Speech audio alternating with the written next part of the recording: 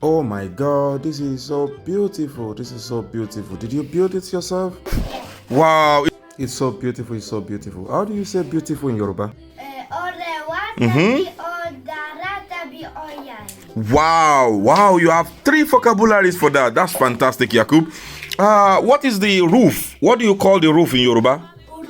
Orule. Wow, fantastic. Orule. Now I want to ask you something. What does this car use? Electricity or fuel? Ekpo. Okay. Iná ló lò. Kí ló tó fi ń lo iná? Kí ló tó fi jẹ́ pé kò lo epo tó ń lo iná?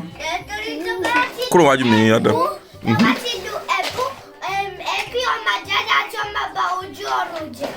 Tó bá ti lo epo èéfín máa jáde, ó máa ba ojú ọ̀run jẹ́.